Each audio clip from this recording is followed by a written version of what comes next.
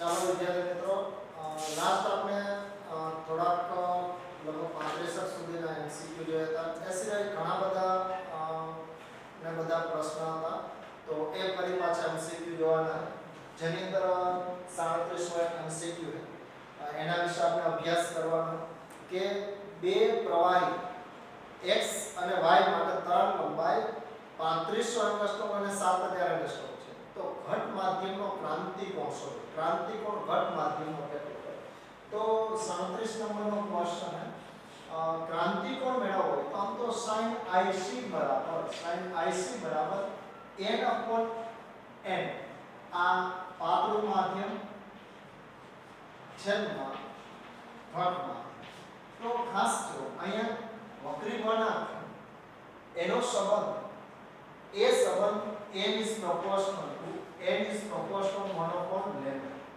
અહીં જો ઉપર તરંગ લંબાઈ આવશે એ પાતળા માધ્યમનો વક્રી વળાંક, અહીં ઘટ માધ્યમ માટે અને પાતળા માધ્યમ માટે તરંગ લંબાઈનો સંબંધ આવશે. તો આના માટે જો કયા સંબંધ આવશે કે પાતળાના છેદમાં ઘટ માધ્યમ માટે ક્રાંતિકોણ જોઈએ.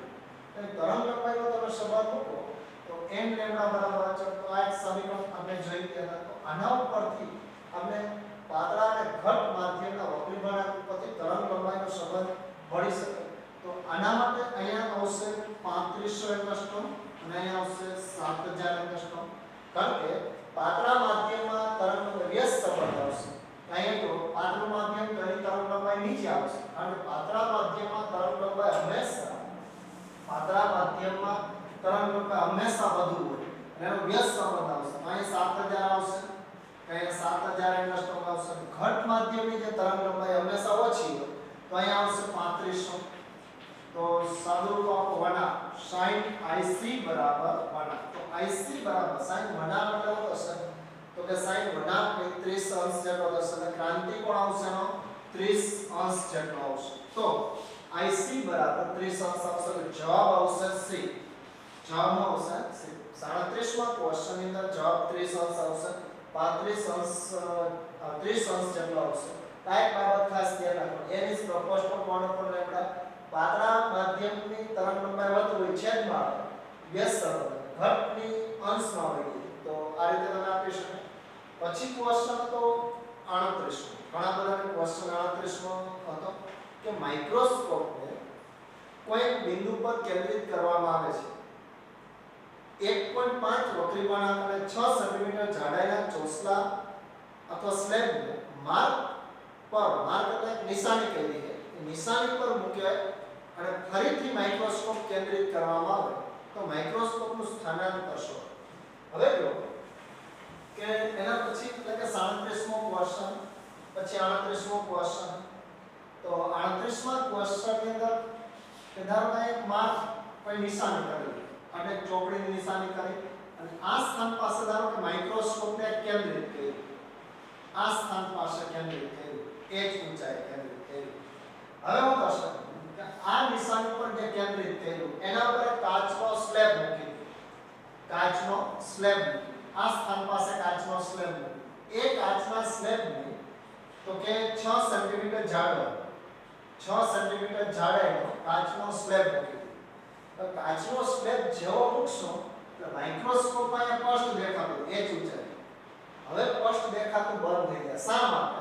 તો કે નિશાનીનું સ્થાન છે એ બદલી જશે. આભાસી સ્થાન આ સ્થાન પાસે આવી જાય, ઉપર તરફ ખસી જાય. આ નિશાની ઉપર તરફ ખસે તો માઇક્રોસ્કોપને પણ ઉપર તરફ ખસેડવું પડે. આ સ્થાને તો એને બદલે માઇક્રોસ્કોપને પણ ઉપર તરફ ખસેડવું પડે.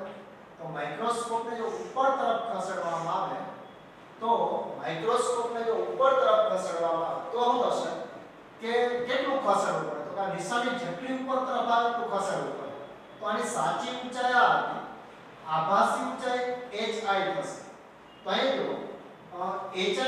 જો hi upon ho, high upon ho, hi upon ho, hi upon ho equal to n upon n. તો n એટલે એમ કયું લેવું? અવલોકનકાર માઇક્રોસ્કોપ જ્યાં હોય પાતળું માધ્યમ અથવા હવા અને છેદમાં કાચનો બ્લોક તો લઈ શકે. તો hi કેટલું આવશે?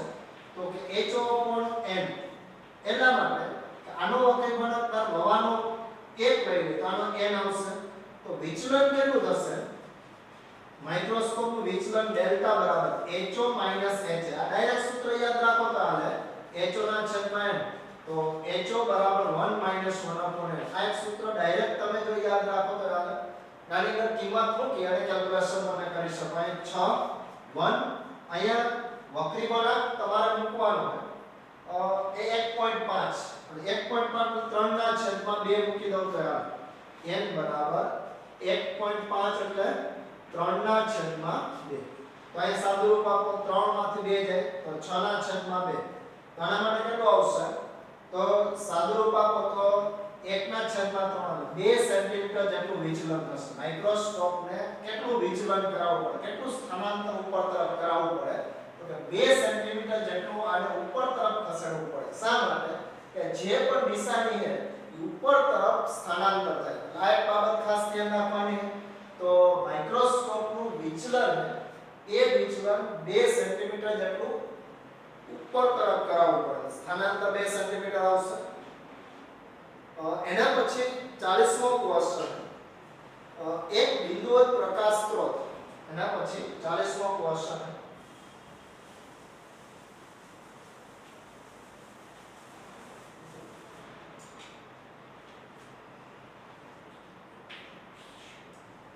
તો એક બિંદુવત પ્રકાશ સ્ત્રોત ઉદ્ગમ 5/3 વક્રી વળાંકવાળા પાણીની સપાટીથી 4 મીટર નીચે મૂકેલો છે. પાણીમાંથી બહાર આવતા સમગ્ર પ્રકાશને રોકવા માટે કેટલા લઘુત્તમ વ્યાસની તકતી ઉદ્ગમ પર મૂકવી પડે? તો આના માટે જો ખાસ ધારો કે એક પાણીનું પાત્ર છે. એ પાણીના પાત્ર ની અંદર એક બિંદુવત ઉદ્ગમ અને ધારો કે આ પાણી પર આ સ્થાન. હવે આનો પ્રકાશ સૂર્ય માર્ગે તો બહાર આવી. અહીંયા ધારો કે અપારદર્શક તકતી મૂકી. તો આના માટે જો આ સ્થાન પાસે ક્રાંતિકોણ પાસે આપાત થાય તો આ બે માધ્યમને જુદી પાડતી સપાટી પર આપાત થઈ શકે. અહીંથી તો બહાર આવશે, આવી જશે બહાર. પણ અપારદર્શક તકતી હોય તો વચ્ચેના ભાગમાંથી કે બહાર આવી શકે નહીં. એટલે આના માટે જો કે ખાસ કેટલા વ્યાસ ધરાવતી તકતી હોવી જોઈએ? તો કે આ જે ખૂણો છે એ ખૂણો ક્રાંતિકોણ જેટલો બને ત્યાં સુધીનો આની ત્રિજ્યા આવવી. વ્યાસ તો પછી એના ઉપરથી તમે મળી શકે, ત્રિજ્યા મળે એના ઉપરથી. કારણ કે જો આ ખૂણો વધારતા જાય તો ક્રાંતિકોણ કરતા વધે તો ખૂણાંતરિક બરાબર, એના કરતા ઓછો હોય તો બહાર આવી જાય. આટલા વિસ્તારમાંથી પ્રકાશ બહાર આવે તો એને રોકવા માટે આટલી ત્રિજ્યા ધરાવતી અપારદર્શક તકતી હોય તો sin IC બરાબર સામેની બાજુ આ ઊંચાઈ h લો તો સામેની બાજુ એટલે r છેદમાં કોણ. તો કોણ એટલે શું થશે? આ બાજુનો વર્ગ પ્લસ આ બાજુનો વર્ગ અને એનો વર્ગ r² પ્લસ h. અને ક્રાંતિકોણનું સૂત્ર મને પણ એ આપી શકે. બહારનું માધ્યમ આવા હોય તો r છેદમાં r² પ્લસ h² થાય. હવે એનું સાદું રૂપ આપો તો આને સામે જ આપે વર્ગ કરી નાખો તો r² h² બરાબર n² r² થાય. અને આ બાજુ લઈ વર્ગમૂળ દૂર કરી દો તો n² થઈ જાય, r² વર્ગમૂળ દૂર અને r ને આ બાજુ જવા દો તો n² - 1 r² n². તો r બરાબર h² છેદમાં n² માઈનસ આ ત્રિજ્યા મળે. અને ક્ષેત્રફળ શું થશે અથવા તો વ્યાસ? તો વ્યાસ શું થશે? તો કે d બરાબર 2r. તો અહીંયા r મૂકી દો 2 ગુણ્યા h આનું વર્ગમૂળ કાઢવું પડશે. r એટલે શું થશે? h છેદમાં √n² - 1 છેદમાં n² - 1 અને કિંમત મૂકો. h ની કિંમત તમને 6 મીટર આપી છે. a છે કે પાણીની સપાટીથી 4 મીટર આપી. આ 4 મીટર આપેલો છે. પછી વક્રી વળાંક આપેલો છે. વક્રી વળાંક કેટલો આપેલો છે?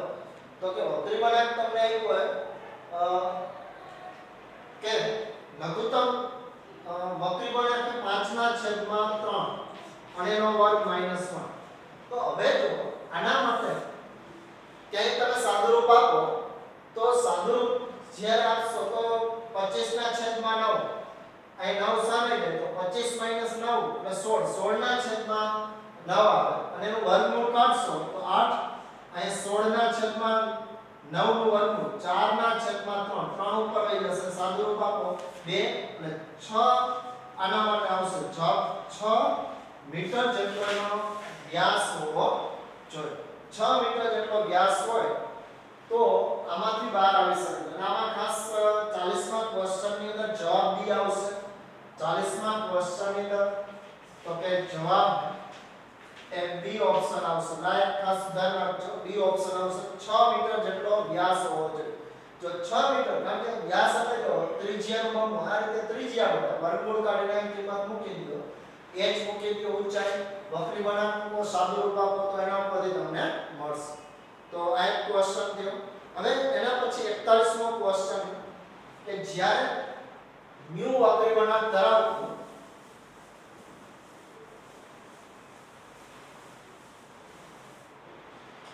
જ્યારે મ્યુ વક્રી વળાંક ધરાવતા માધ્યમમાં પ્રકાશનું કિરણ પ્રવેશે છે તો અહીં જણાય છે કે વક્રીવર્ણ કોણનું મૂલ્ય એ આપાત કોણથી અડધું છે તો આપાત કોણ ખાલી જગ્યા હવે ધારો કે એક પ્રકાશનું કિરણ કોઈ માધ્યમમાં પ્રવેશે I જેટલા ખૂણે આપાત થાય અને વક્રીભૂત કોણનું મૂલ્ય તો કે વક્રીભૂત કોણ r પણ વક્રીભૂત કોણનું મૂલ્ય r નું મૂલ્ય આપાત કોણથી અડધું હોય તો આપાત કોણનું મૂલ્ય શું આ માધ્યમનો વક્રી વળાંક મ્યુ આ 12 હવાલે n1 બરાબર 1 અને n2 બરાબર મ્યુ તો સ્નેલનો નિયમ લાગુ પાડો n1 sin I n2 sin r હવે અહીંયા 1 sin I અહીંયા મ્યુ sin અહીંયા તો r ની જગ્યાએ I/2 મૂકી શકાય I/2 sin I માટે અર્ધ ખૂણાનું તમે સૂત્ર વાપરી શકો કે આની જગ્યાએ 2 sin I/2 cos I/2 બરાબર mu sin I/2 નામ આ સૂત્ર છે sin θ બરાબર 2 sin θ/2 cos θ/2 અર્ધ ખૂણાનું સૂત્ર છે જે 2 θ હોય તો અહીં θ આવશે બાકી કઈ ફેર આવશે તો આ I દૂર થઈ જશે તો cos I/2 બરાબર mu/2 હવે ઇન્વર્સ લો તો I/2 બરાબર cos ઇન્વર્સ mu/2 બે સામે લે તો આપાત કોણનું મૂલ્ય 2 cos ઇન્વર્સ mu/2 તો આપાત કોણ મળશે આપાત કોણ અહીંયા 2 cos ઇન્વર્સ mu/2 જેટલો આવશે ઓપ્શન આવશે આની અંદર A ઓપ્શન આવશે જવાબ આવશે A જવાબ આવશે 41મો ક્વેશ્ચન 41મા ક્વેશ્ચન ની અંદર જવાબ આવશે A તો અહીંયા mu cos ઇન્વર્સ mu/2 જેટલો 2 cos ઇન્વર્સ mu/2 જવાબ આવશે તો આ રીતે ક્વેશ્ચન તમે આપી શકાય એના પછી જો 42મો ક્વેશ્ચન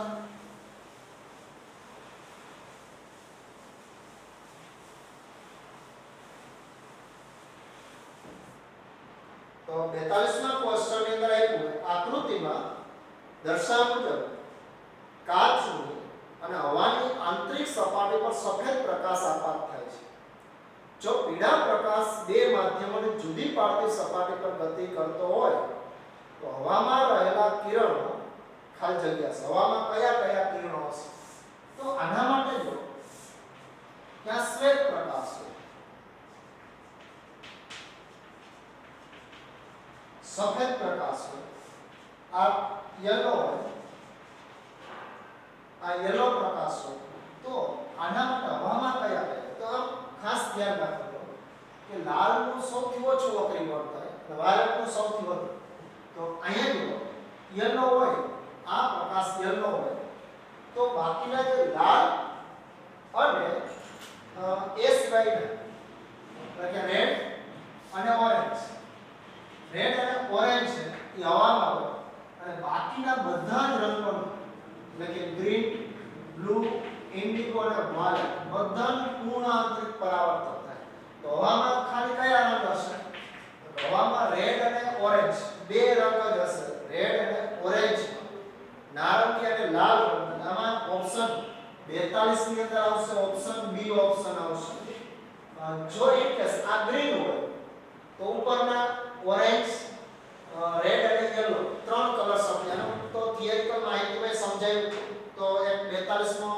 ક્વેશ્ચન શક્ય બને એની અંદર જવાબ બી આવે પછી 44મો ક્વેશ્ચન કાચના ચોસલુમાં n બરાબર 1.5 એક પરપોટ હોય જે એક બાજુથી જોતા 5 સેન્ટીમીટર અંતરે અને બીજી બાજુથી જોતા 2 સેન્ટીમીટર અંતરે દેખાય તો ચોસલાની જાડાઈ કેટલી ખરેખર આપણે જે કાચના ચોસલાની અંદર પરપોટો દેખાય એ આભાસી ઊંડાઈ સાચી ઊંડાઈ નો કે ધારો કે એક કાચનું ચોસલું અને હવાનો પરપોટો એક બાજુથી 5 સેન્ટીમીટર બીજી બાજુથી 2 સેન્ટીમીટર દેખાય તો ખરેખર આની આભાસી ઊંડાઈ કેટલી હોય તો કે બેની આભાસી ઊંડાઈ hi એ 7 સેન્ટીમીટર થાય 5 + 2 તો આની સાચી ઊંડાઈ કેટલી મતલબ આ ટોટલ સાચી ઊંડાઈ એટલે ચોસલાની જાડાઈ કેટલી હોય ડાયરેક્ટ તમને મળી શકે hi / h = 1/n હવાનો અપરિવર્તક છેદમાં માધ્યમ બહારનું માધ્યમ કારણ અવલોકનકાર અહીં હવામાં તો હવા માટેનો અપરિવર્તક છેદમાં વસ્તુનો અપરિવર્તક તો h કો મેળવવાનો તો mhi ના 1.5 * 7 તો ગુણાકાર કરના તો 7 + 3.5 એટલે 10.5 સેન્ટીમીટર જેટલું તો કે આ ચોસલાની જાડાઈ કેટલી થશે 10.5 આ બે આભાસી ઊંડાઈ ટોટલ આભાસી ઊંડાઈ કેટલી 7 જો આભાસી ઊંડાઈ 7 હોય તો સાચી ઊંડાઈ એટલે ચોસલાની જાડાઈ તમને ડાયરેક્ટ મળી શકે નહીંતર શું કરવું પડે આ બાજુથી તમારે સાચી ઊંડાઈ મેળવવી પડે h આ બાજુથી સાચી ઊંડાઈ મેળવવી પડે પછી બેનો સરવાળો કરો ઈ તમને આખી ચોસલાની જાડાઈ મળે પણ એ રીતે કરતા શોર્ટ ટ્રીક ડાયરેક્ટ તમે કેલ્ક્યુલેશન કરી શકાય આ રીતે ડાયરેક્ટ તમે ગણતરી કરી શકો ગામા આવશે 10.5 આવશે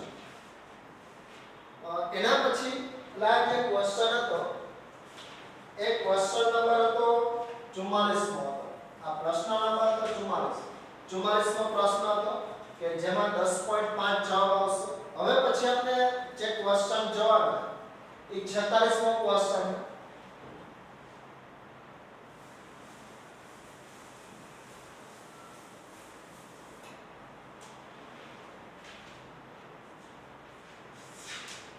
તો 46મા ક્વેશ્ચનની અંદર પ્રકાશ T જાડાઈની કાચની પ્લેટમાંથી પસાર થાય છે જેનો અપરિવર્તક n છે જો c એ શૂન્યાવકાશમાં પ્રકાશનો વેગ હોય તો આ જાડાઈમાંથી પ્રકાશને પસાર થવા કેટલો સમય લાગે હવે અહીંયા ચોસલાની જાડાઈ T એટલી T જેટલી જાડાઈ હવે અહીંથી ધારો કે લંબ રૂપે આમાં કાઈ હોય તો લંબ રૂપે લઈ લો પસાર થતા કેટલો સમય લાગે તો વેગ v બરાબર કાપેલું અંતર છેદમાં લાગતો સમય તો કાપેલું અંતર એટલે t કાપેલું અંતર આ અંતર થશે અને કેપિટલ T આ સમય ખાસ ધ્યાન રાખો કેપિટલ T સમય લીધો આમાં સમય તરીકે સ્મોલ t લઈ લો તો ભૂલ થશે તો t બરાબર સમય શું આવશે t ના છેદમાં v એ સિવાય તો n બરાબર c/v આ સૂત્રમાંથી તમે v ને કરતા બનાવો તો c ના છેદમાં n કારણ કે અહીંયા તમે v બરાબર c/n લખી શકાય તો આટલો સમય લાગે કેટલો સમય લાગશે તો કે આ ચોસલામાંથી પસાર થવા માટે લાગતો સમય t n/c t સમય નથી અને થિકનેસ છે તો આ રીતે વેગ અને અંતરના છેદમાં સમય તો એના ઉપરથી સમય અને t/v v ની જગ્યાએ કિંમત મૂકો અને કેલ્ક્યુલેશન તમે કરી શકો તો આ પ્રશ્ન થયો 46 મો એની અંદર ઓપ્શન જવાબ આવશે c જવાબ આવશે કે nt/c જેટલો સમય લાગે પસાર થવા માટે nt/c આ પ્રકારની ઘણી બધી વખત પૂછાની અંદર કદાચ રકમ આપી જાડાઈ આપી હોય વક્રી બનાવ આપી હોય તો સમય પણ તમને મળી શકે એના પછી 49મો ક્વેશ્ચન તો 49મા ક્વેશ્ચન ની અંદર એવો પ્રશ્ન પૂછ્યો કે ગ્લાસમાંથી હવામાં પ્રકાશ આપાત કરતા કયા પ્રકાશ માટે લઘુત્તમ ક્રિટિકલ કોણ એટલે ક્રાંતિ કોણ લઘુત્તમ ક્રાંતિ કોણ કેના માટે હશે sin 80 બરાબર 1/n આ એક સૂત્ર છે તો લઘુત્તમ ક્રાંતિ કોણ ક્રિટિકલ કોણ લઘુત્તમ કયા માટે? તો અહીંયા આપણે એક સૂત્ર જોઈ ગયા, વાયોલેટ નો વક્રી ગુણાંક વધુ હોય, રેડ નો ઓછામાં ઓછો. તો આમાં બે સંબંધ, આ જેમ વધુ એમ ઓછો. તો ક્રાંતિકોણ વાયોલેટ માટે ઓછો અને રેડ માટે ક્રાંતિકોણ કેવો હશે? વધુ હશે. તો લઘુત્તમ કેવો હોય? વાયોલેટ. જાંબલી રંગ માટે વાયોલેટ જાંબલી રંગ માટે ઓછો હશે IC, અને IC લાલ રંગ માટે, તો લાલ રંગ માટે એટલે સૌથી ઓછામાં ઓછો જાંબલી, એટલે વધુ કે તો લાલ આવશે. લામાં જવાબ આવશે 49 ની અંદર D આવશે. D જવાબ કહી શકાય. તો આ રીતે તમે કેલ્ક્યુલેશન કરી શકો. 49 નો ક્વેશ્ચન. પછી 54 નો ક્વેશ્ચન, પાણીનો વક્રી ગુણાંક 4/3 અને કાચનો વક્રી ગુણાંક 5/3 છે. તો કાચમાંથી પ્રકાશ પાણીમાં પ્રવેશતા કિરણ માટે ક્રાંતિકોણ કેટલો? હવે બે માધ્યમ આપ્યા છે. ક્વેશ્ચન નંબર આપણે જે ચર્ચા કરી, એક ક્વેશ્ચન નંબર આપ્યો છે 54 કે પાણીનો વક્રી ગુણાંક અથવા ક્રાંતિકોણ sin IC બરાબર n પાતળા છેદમાં n ઘન. કારણ કે જો અહીંયા એવું થશે કે આ પાણી અને આ કાચ, તો પ્રકાશનું કિરણ કાચમાંથી પાણીમાં પ્રવેશે. કે પાણીનો વક્રી ગુણાંક તમને આપ્યો, કાચનો વક્રી ગુણાંક આપ્યો, તો કાચમાંથી પાણીમાં પ્રકાશનું કિરણ પ્રવેશે. તો ક્રાંતિકોણ કેટલો? તો ક્રાંતિકોણ બે માધ્યમોની જુદી પડતી સપાટી પર IC કેટલો? તો આના માટે ખાસ ધ્યાન રાખો, ઉપર પાતળું અને પાણીનો વક્રી ગુણાંક લેવો પડે. તો પાણીનો વક્રી ગુણાંક કેટલો આવશે? 4/3 અને છેદમાં કાચનો 5/3, 3 દૂર થશે. તો sin IC બરાબર 4/5. તો IC બરાબર sin ઇન્વર્સ 4/5 આવશે. તો આના માટે જો ક્રાંતિકોણ કેટલો હશે? sin ઇન્વર્સ 4/5 છે, એ ક્રાંતિકોણ હશે. તો આ રીતે મળી શકે. ખાસ ધ્યાન રાખવું, ઉપર હંમેશા પાતળું, છેદમાં હંમેશા ઘટ માધ્યમનો જ વક્રી ગુણાંક લઈ અને ગણતરી કરી શકો. તો પાણીની સાપેક્ષે કાચનો ક્રાંતિકોણ થયો sin ઇન્વર્સ 4/5. આમાં જવાબ તમારો આવશે એ ઓપ્શન આવશે. આ 54 નો શું જવાબ આવશે? એ. તો આ રીતે તમે કેલ્ક્યુલેશન કરી શકાય. એના પછી 55 નો ક્વેશ્ચન,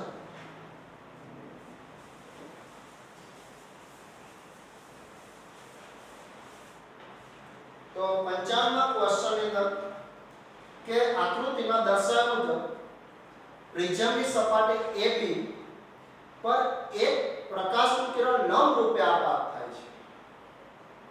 એક વક્રી ગુણાંક ધરાવતું પ્રવાહી સપાટી AC પર રહેલું છે.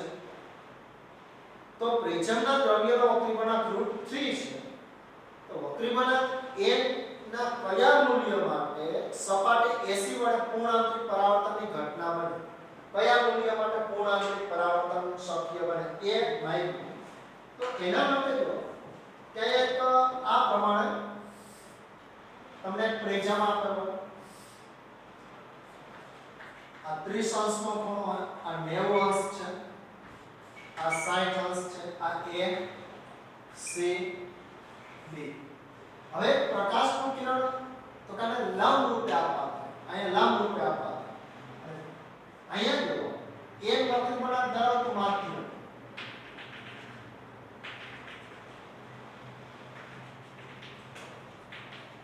આ પ્રવાહી જેનો વક્રી ગુણાંક n, આનો વક્રી ગુણાંક √3 આપો. તો અહીંયા જો આ n નું મૂલ્ય કેટલું હોય? તો અહીંથી પૂર્ણાંતરિક થાય. તો પૂર્ણાંતરિક થવા માટેની શરત શું થાય? આ ખૂણો જે થીટા છે, એ થીટાનું મૂલ્ય તો કે ક્રાંતિકોણ કરતા વધુ હોવું જોઈએ. આ ખૂણો તમે મળી શકે. આ જો 90 આ 60 હોય તો આ 30 થાય. તો આ લંબ દોરેલો, તો આ ખૂણો કેટલો થાય? આ 30 હોય તો આ 60 અંશ કેટલો થાય? તો અહીં 60 અંશ કહી શકાય, sin 80. બંને બાજુ sin લ્યો તો sin 60 sin IC, sin IC એટલે 1/n. નહીં તમે હું લખી શકો તો કે અહીં 1/n ને બદલે કદાચ આમે લખી શકો n પાતળાના છેદમાં ઘન. કારણ કે અહીંયા n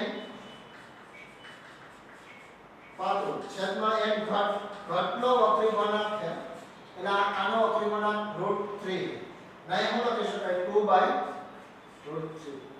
તો √3 એ તમે ધારો કે અહીંયા sin 60 ની કિંમત 2/√3 થશે. તો √3 એ તો થશે દૂર થશે. તો આના ઉપરથી તમે એક કેલ્ક્યુલેશન કરી શકો કે આની કિંમત કેટલી આવતી હોય એ તમે ગણતરી કરી શકો કે એની કિંમત એ કેલ્ક્યુલેશન કરી અને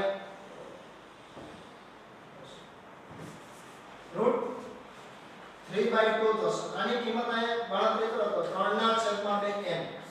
કારણ કે √3 સામે ગુણી દો તો 3/2.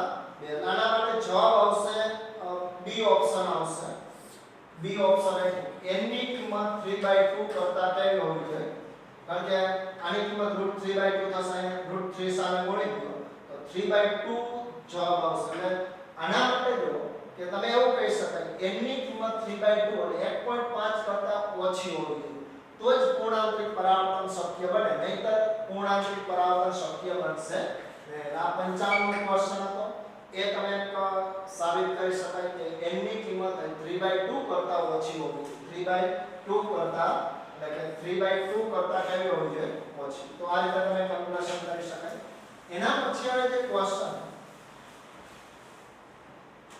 એક ક્વેશ્ચન 56 નો ક્વેશ્ચન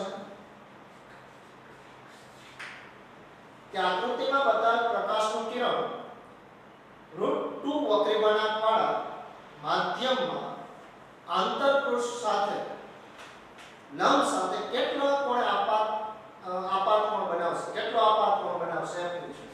તો n બરાબર 1, n બરાબર √3, 1 2 પછી n3 કઈ તો એના માટે √2 है, પછી n4 કઈ તો 2 है. તો અહીંયા પ્રકાશનું કિરણ આપાત થાય. અહીંયા આપાત કોણ કેટલો હોય? 45. તો p q r s. તો આના માટે તમે એવું પૂછ્યું આકૃતિમાં બતાવેલ પ્રકાશનું કિરણ √2 વક્રી વળાંક ધરાવતું આ જે આંતરપૃષ્ઠ છે એ આંતરપૃષ્ઠ સાથે આંતરપૃષ્ઠ એટલે બેની આંતરિક સપાટીનો જુદું પાડતો સમતલ લંબ સાથે કેટલો આના લંબ સાથે કેટલો ખૂણો? તો પ્રકાશનું કિરણ અહીંથી ગમે તેટલા ખૂણા આપાત થાય. અહીં તરફ i જેટલા ખૂણા આપાત થાય. તો અહીં તમે સ્નેલનો વ્યાપક નિયમ લાગુ પાડી શકો. sin n sin થીટા બરાબર થીટા કેટલું ચાલે? થીટા બરાબર આ છે. ક્યાં ચાલે? તો આના માટે જો તમે એવું લઈ શકો n1 sin 45 n1 sin 45 equal n3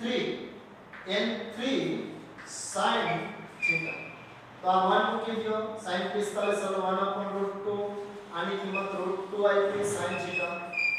તો √2 છેદમાં લે તો sin થીટા બરાબર 1/2. તો થીટા બરાબર કેટલો આવશે? 30 અંશ જેટલો આવશે. તો 30 અંશ જેટલો ખૂણો બનાવતો છે. આ કેટલો ખૂણો હશે? 30 અંશ. આંતરપૃષ્ઠ સાથે કે 30 અંશ જેટલો ખૂણો બનાવતો છે. એટલે એમાં જવાબ આવશે એ ઓપ્શન આવશે. એ કહી શકાય. એ જવાબ તમે કહી શકાય. આ રીતે કેલ્ક્યુલેશન કરી શકાય. એમાં 56 ની અંદર 56 નો ક્વેશ્ચનમાં એ જવાબ આવશે. એટલે કોઈ પણ અહીંયા કીધું હોય તો n4 તમે લાગુ પાડી શકો. એના પછી 57 નો ક્વેશ્ચન 4/3 વક્રી વળાંકવાળા સ્વચ્છ પાણીમાં રહેલા એક વ્યક્તિ આથમતા સૂર્યને ખાલી જગ્યા જોઈએ. આથમતો જે સૂર્ય એને ખાલી જગ્યા જોઈએ. મતલબ કેટલા અંશના ખૂણે જતો. તો આમ તો તમે જો એવું કહી શકાય કે ધારો તળાવ આમથી ધારો કે સૂર્ય નીકળે આ તરફ જાય આથમે તો મતલબ આથમ તો સૂર્યના અંદર તરફ જતો હશે. તો સૂર્યનો ગતિ કરતો પૃથ્વી જ ગતિ કરતો પણ આપણે એવું લાગે કે પૃથ્વીની સપાટીથી નીચે તરફ છે. તો આથમતા સૂર્યને કેટલા અંશ? તો અહીંયા ધારો એક વ્યક્તિ. હવે જો અહીંથી તમે ક્રાંતિકોણ જેટલા ખૂણે પ્રકાશનું કિરણ આપાત કરો તો બે માધ્યમને જુદી પાડતી સપાટી પર ગતિ કરે. પણ પ્રકાશ રિવર્સિબિલિટીનો ગુણધર્મ ધરાવે છે. જો બે માધ્યમોને જુદી પાડતી સપાટી પર આપાત થતો બે માધ્યમોને જુદી પાડતી તો એ ક્રાંતિકોણ જેટલા ખૂણે વક્રી બનાવવાનો અને પાછળ તરફ લંબાવો તો સૂર્ય અહીંયા તમને ક્યાંક જોવા મળે. સૂર્યનું સ્થાન આભાસી સ્થાન આ સ્થાનમાં છે. આ સૂર્યનું વાસ્તવિક સ્થાન અને આભાસી સ્થાન. તો આના માટે જો તમારે ખૂણો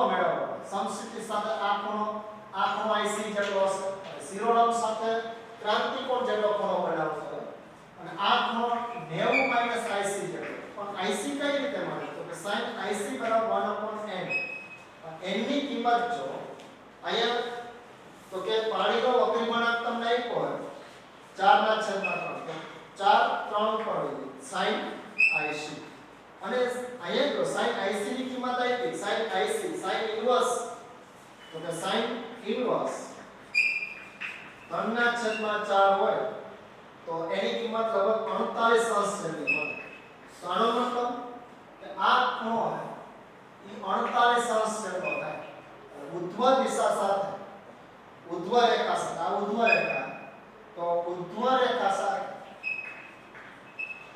48 અંશનો ખૂણો અને જો આ સમક્ષિતિજ રેખા તો સમક્ષિતિજ સાથે કેટલો ખૂણો બને 90 માંથી 48 બાદ કરો તો એ 42 અંશ જેટલો ખૂણો બનશે આ ખૂણો હશે 42 અંશ જેટલો હશે આમાં કે જવાબ આવી શકે B અને C જો તમે એવું કહો કે સમક્ષિતિજ સાથે તો કે 42 અંશના ખૂણે સમક્ષિતિજ સાથે અથવા 48 અંશના ખૂણે ઉધ્વ રેખા સાથે 48 અંશનો ખૂણો સમક્ષિતિજ સાથે 42 નો આમાં જવાબ છે એ 57 ના ક્વેશ્ચન ની અંદર જવાબ 2 આવે છે તો B અને C કારણ કે બે ઉધ્વ રેખા સાથે 48 નો ખૂણો સમક્ષિતિજ સાથે 42 અંશનો ખૂણો બનાવે છે બે જવાબ એની અંદર આવે છે પછી 58 નો ક્વેશ્ચન ઓપ્ટિકલ ફાઇબરના ક્લેડિંગના દ્રવ્યનો વક્રી ગુણાંક ફાઇબરના દ્રવ્યના વક્રી ગુણાંક કરતા ક્લેડિંગ એટલે જો બહારનું માધ્યમ આવરણ કહી શકાય એનો વક્રી ગુણાંક હંમેશા ઓછો હોય ગયા વખતે અમને બોર્ડની અંદર એક ક્વેશ્ચન પૂછાઈ ગયો 2020 ની અંદર માર્ચમાં આ એક ખાસ 58 નો ક્વેશ્ચન હંમેશા બહારના દ્રવ્યનો વક્રી ગુણાંક તો કે હંમેશા ઓછો કોર કરતા હંમેશા ઓછો તો અહીંયા સુધી આપણે આ બધા ક્વેશ્ચન પૂરા કરશે અને ખાસ છતાં પણ જો આનો કોઈ એક સોલ્યુશન તમને મોકલાવી દીધું સોલ્યુશન જોઈ લેજો છતાંય હજી 58 સુધી કોઈ ક્વેશ્ચન હોય તો કહેજો અહીં સુધી આપણે પૂરું